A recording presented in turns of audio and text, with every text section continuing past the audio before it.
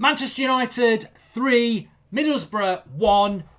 We're into fifth. We're into fifth. We were seventh. We've been sixth for a month, but we're into fifth. And I did say this before this game anyway, so it's not hypocritical. I don't care how we win this game today. As long as we win it, it could have been 1-0 off the backside of Fellaini's white underpants. I don't care how we did it. And we won it 3-1. And it was a really odd performance in many ways, a very good performance, a very unnecessary last 20 minutes. But the reality is we go into a much needed international break for Manchester United with injuries and suspensions and fatigue and whatever you want to call it. But we go into it in the quarterfinals of the Europa League and with a very, very important win against Middlesbrough in the Premier League that puts us above Arsenal by 2 clear points with the same amount of games played and 3 points behind Liverpool in 4th place, who, if they lose to City today, we'll have 2 games in hand on them as well. So big positive. And I think the great, I mean, I want to talk about the player ratings, man of the match and all that lot, but the big positive for me today was just to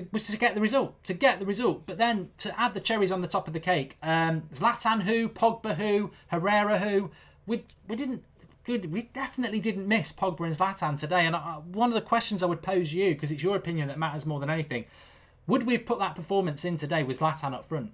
And the reality is we wouldn't. We would have seen a different performance and hopefully we still would have got the result. And I'm not taking anything away from Zlatan because he's a world-class striker and I still really like him a hell of a lot. But we would not have caused Middlesbrough the problems that we did today with Zlatan. With the pace of Rashford and Lingard bombing around, we really caught them out. And Mourinho deserves massive credit because when we all saw that team news, we thought back 5. It's Valencia right wing back, it's Young left wing back, and it's Bailly, Smalling and Jones as 3 centre backs. The game kicks off and you see Valencia in a position we haven't seen him in for a long time, playing as a right midfielder, and you're like, whoa, Bailly's right back, Young's left back, and we're playing a 4-2-3-1 with Valencia as a right-sided midfielder. And if we were stunned by it as fans who watch us week in, week out, then I'll guarantee you now that Middlesbrough were caught on the hop.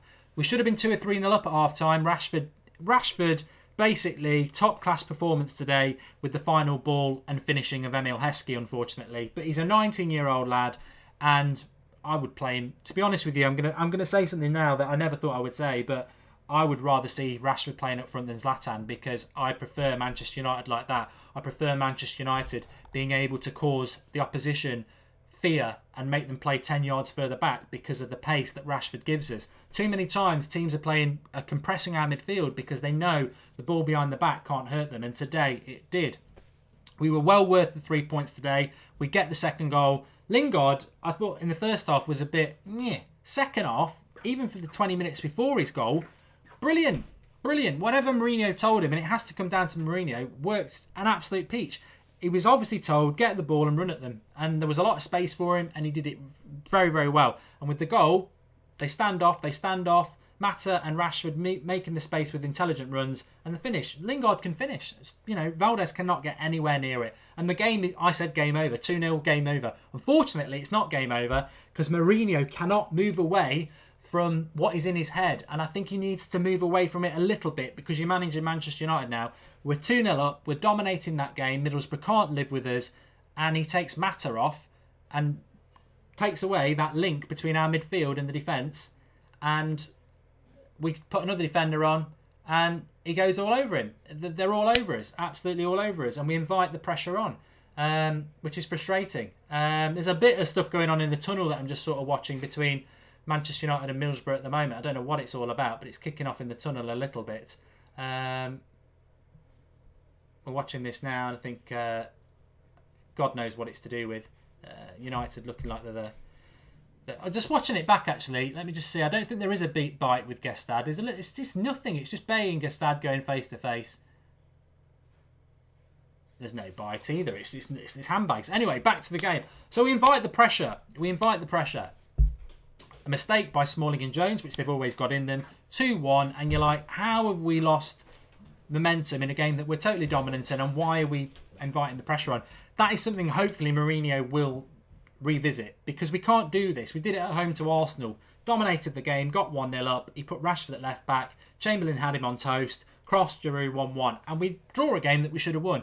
And I think Mourinho, He's a fantastic defensive coach, but I think sometimes attack is the best form of defence, and today it was definitely the best form of defence, and we got away with it. Mistake at the end, obviously, by Valdez. We win 3-1. But he's got to move away from that mentality of just defending for 20 minutes. We haven't got the defenders to do it, one. And two, it's not really the United way. But I'm absolutely ecstatic with the result. Really, really pleased, and we all should be. We're finally going into April. I can't wait for April. I hate international breaks, I think we all do. But we need this international break. The Manchester United as a football club need this international break to get people back from injury, to give people a rest. And we go into it with real positivity. But like I say, I hate the international break. But I've got to not be selfish and just think about the fact that as a club, our players need this break. We've been playing 2 games a week for too long, and this 2 weeks is very, very important for us.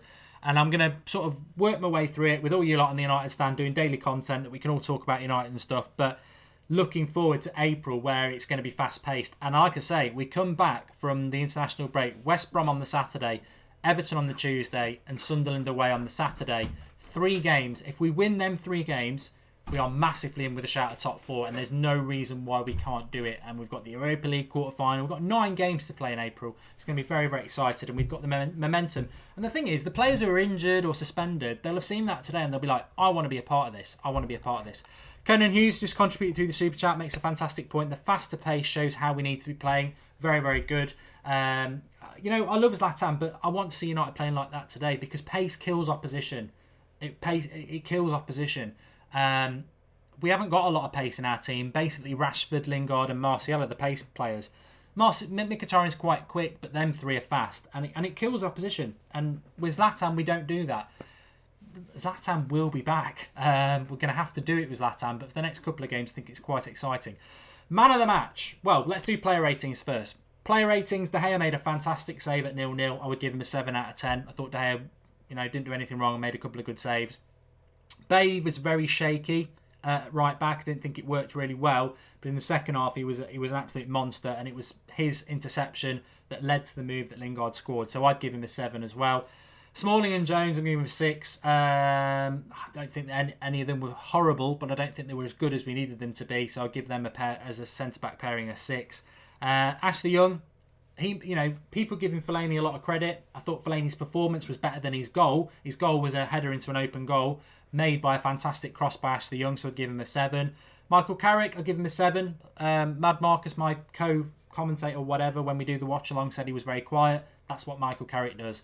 He ran the midfield. He ran everything in front of him. He gave the protection to the back 4. He allowed Fellaini to bomb on from that midfield too and get into the box to score those sort of goals and support the attack. So Carrick would get a 7 for me.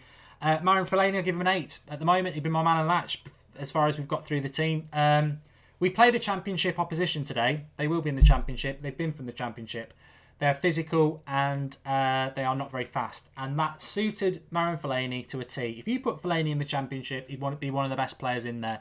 If you play Fellaini against somebody like a Middlesbrough or a Hull or someone like that, he'll be one of the best players on the pitch.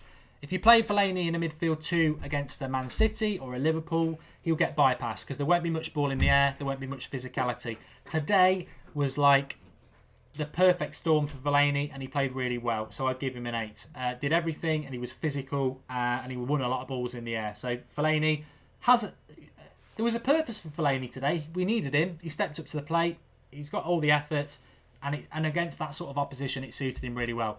Juan Mata, I would give him an 8 as well. I thought he was fantastic in the first half. I thought he was the link between the attack and the defence and the midfield. And I think when he came off on the 70th minute, we created nothing.